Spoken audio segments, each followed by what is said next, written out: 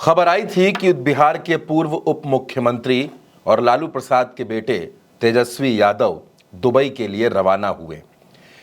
तेजस्वी अपनी पत्नी के साथ दुबई गए, छुट्टियां मनाने के लिए गए। लेकिन अब खबर इससे आगे की है।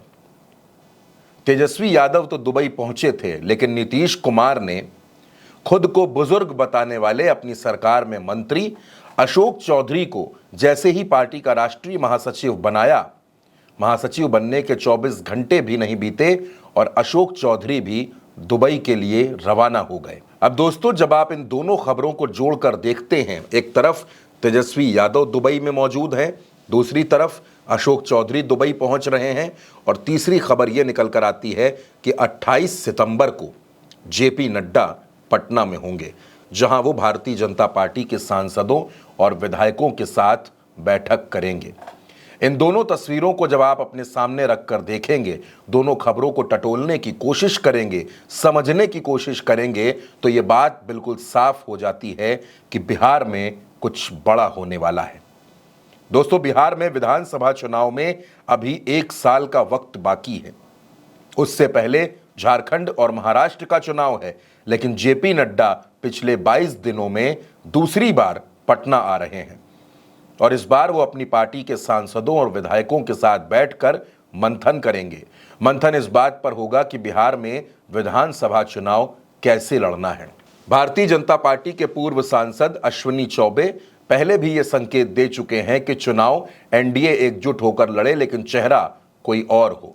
तो चिराग पासवान कहते हैं कि चेहरा नीतीश कुमार का होगा, और इधर अशोक चौधरी जब नीतीश कुमार की उम्र पर तंज कसते हैं तो उसके बदले उनको इनाम मिलता है और वो जेडीयू के राष्ट्रीय महासचिव बन जाते हैं। एक बात आपको और याद दिला देता हूं कि जेडीयू के कार्यकारी अध्यक्ष संजय झा हैं। बाकी खबरें आप खुद समझ सकते हैं। उल्टा चश्मा यूसी के दर्शक बेहद समझदार हैं। खैर, दुबई की खबर पर वापस आते हैं। अब जाहिर सी बात है कि जब तेजस्वी दुबई में है और अशोक चौधरी भी दुबई पहुंच रहे हैं, तो इसको आप महज संयोग नहीं मान सकते। कुछ ना कुछ तो जरूर है जिसको छिपाने की कोशिश थी, लेकिन दोनों के दौरे से ये बात खुल गई है। और ऐसा भी नहीं कि भारतीय जनता पार्टी भी नहीं समझ रही कि दुबई में बैठकर आरजेडी और जेडीयू के दोनों बड़े चेहरे कौन सी सियासी खिचड़ी पकाने की कोशिश कर रहे होंगे। दोस्तों, इन दिनों तेजस्वी यादव की पत्नी भी सोशल मीडिया पर खूब सक्रिय हो गई हैं। एक्स पर, इंस्टाग्राम पर, फेसबुक पर उनके अलग अलग अकाउंट्स हैं। उन अकाउंट से लालू प्रसाद और नीतीश की एक साथ वाली तस्वीर भी पोस्ट की गई है, लेकिन उन अकाउंट्स की सच्चाई जाने बिना, उन अकाउंट्स की क्या हकीकत है, उनको हैंडल कौन करता है, उसको जाने बिना हम उस पर कोई टिप्पणी नहीं कर सकते। फिलहाल उससे जो तस्वीरें सामने आई हैं उसमें लालू प्रसाद और नीतीश कुमार की एक पुरानी तस्वीर है जिसमें दोनों साथ दिखते हैं, और यह तस्वीर इसी सितंबर के महीने में 9 सितंबर को पोस्ट की गई। बहरहाल, बिहार में जिस तेजी से घटनाक्रम बदल रहा है, बिहार में जिस तरह से नेताओं के सुर बदलने लगे हैं, और बिहार में जो कुछ चल रहा है, चाहे नीतीश कुमार की पार्टी में हो, चाहे आरजेडी में हो या भारतीय जनता पार्टी में हो।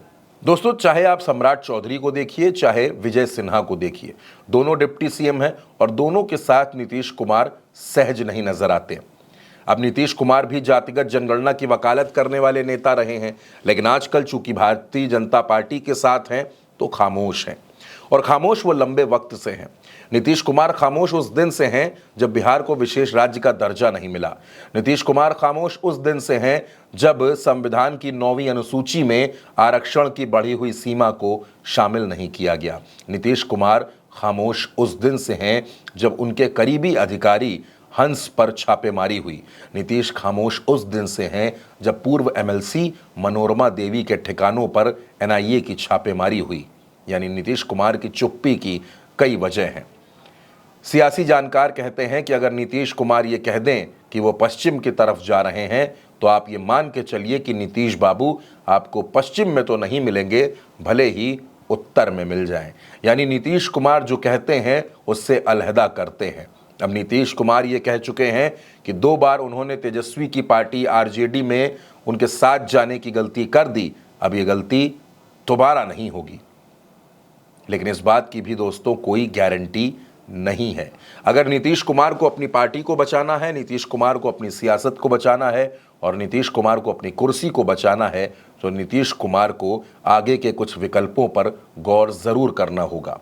अब बिहार की राजनीति को समझने वाले लोग तो यहां तक कह रहे हैं कि अशोक चौधरी अपने मन से नहीं गए हैं, बल्कि अशोक चौधरी को भेजा गया है। राष्ट्रीय महासचिव का पद मिलने के बाद भी अशोक चौधरी ने एक ऐसा बयान दिया जो बड़ा तनाव बढ़ाने वाला है। अशोक चौधरी ने कहा कि उनको जीवन में सबसे ज्यादा दुख तब हुआ था जब उन्होंने कांग्रेस छोड़ी थी। अब इस बयान के मायने आप भी निकालिए, समझिए। लेकिन फिलहाल दोस्तों, दुबई में जिस तरह से तेजस्वी यादव और अशोक चौधरी मौजूद हैं, उससे ये अटकलें लगाई जा रही हैं। और अटकलें इसलिए ज़्यादा हैं क्योंकि जेपी नड्डा भी पटना आ रहे हैं। तो अटकलें इस बात की हैं कि क्या विदेश की धरती में बैठकर बिहार में बड़ा सियासी खेल करने की तैयारी हो रही है। दोस्तों, इस खबर पर आपकी जो भी राय हो, अपनी राय हमें कमेंट बॉक्स में ज़रूर दीजिएगा और उल्टा चश्मा यूसी को सब्सक्राइब ज़रूर करिएगा। बड़ी बड़ी बातें चुगली में कह जाती हैं। हाय दैया! सड़कों पर लड़ने वाली प्रज्ञा यहाँ नया रूप दिखलाती हैं। बीजेपी वाले वर्मा जी के दुल्हन बोली। अवध की बिटिया को है अपनी बोली, अपने देश की माटी पर अभिमान। अवधी भाषा वाली प्रज्ञा चाची की चुगली ने दुनिया में रचा कीर्तिमान। हम अपने उत्तर प्रदेश की माटी के महक देश विदेश तक पहुंचाते रहेंगे, ये हमारा वादा है। प्रज्ञा चाची की चुगली, देश का पहला राजनीतिक पंचोरा। यहाँ सबकी धुलाई होती है। सीजन 2 जल्द आ रहा है।